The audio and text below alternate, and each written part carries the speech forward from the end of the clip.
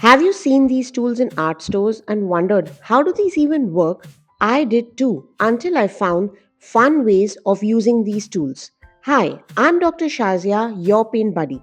And if you love secret art tips, fun painting demos, and brutally honest art supply reviews, then stop scrolling and keep watching Conversations with Canvas.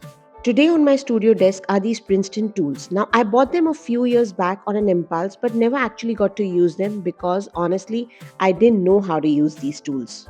But when I started using them, I discovered that they are great tools to paint loose.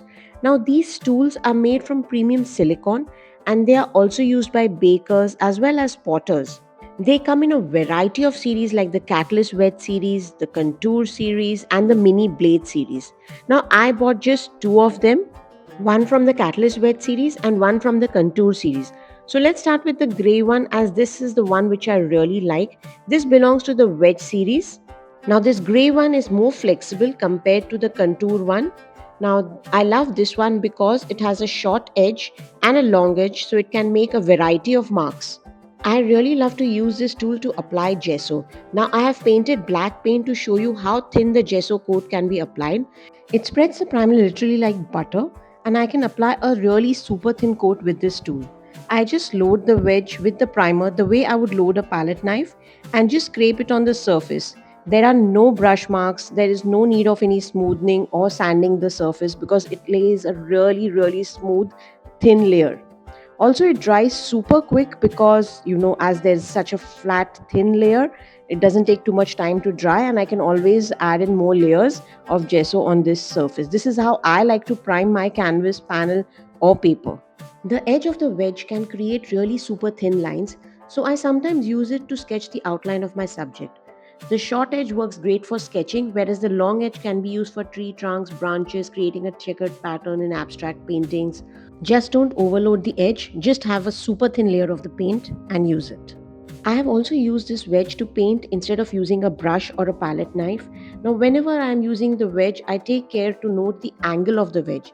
Now, if it is perpendicular to the surface, I can, lay down a very thin, transparent layer. But if I hold it a little, slanting on the surface, I get to create really thick, textured layers, like just like a palette knife. Painting with a wedge can really create beautiful impressionist style of painting. Now I'm going to be literally blending the blue with the yellow on the surface and not on the palette to create a loose expressionist style of blend and a beautiful green between the yellow and the blue. Now if in acrylics you feel that the paint is going to dry really soon, use a slow drying medium along with it. Now I'm laying a super thin layer of blue paint and I'm going to let it dry completely. Now to create soft glazes, I just go over the dried paint with a thin layer of very transparent paint. Here I'm going over with yellow paint and you can see what a beautiful glaze it creates. Till now I've just shown you how I use the wedge to apply paint. Now I'm going to show you how it can be used, to create interesting marks. I just lay a thick layer of paint and then just scrape out areas. Now this is great to add depth without overthinking. It's now time to move on to the green contour one. Now this one is serrated and it is quite stiff, but and also it is not as flexible compared to the grey Catalyst wedge. It does makes these interesting marks, but somehow I just find it pretty limiting for my style of painting. But I feel that it would be a great tool for someone who is into abstract art. Now it can be used to paint in parallel lines by apply paint just the same way how you could use a catalyst wedge. But personally I feel more than using it to apply paint, it is a great tool to scrape off paint as it has quite a stiff edge. Now I've painted in a very thick layer of paint with my catalyst wedge, and while it is still wet, I'm just going to scrape off paint with this contour tool. So I can carve in parallel lines, checkered patterns, and even concentric circles with this tool. And that's how this green contour tool can be used. Now a short recap of how I use these tools. The grey wedge can be used to apply gesso and paint. It can be used to paint in tree trunks and thin lines. I use it also to create beautiful impressionist style of blending.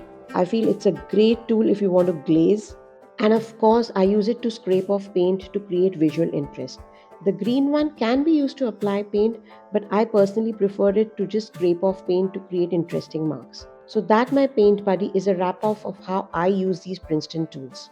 Now, if you have these wedges lying around, it's time to stop overthinking and start playing with them. Until next time, take care, keep creating, and I'll see you soon for more art magic on Conversations with Canvas. Bye.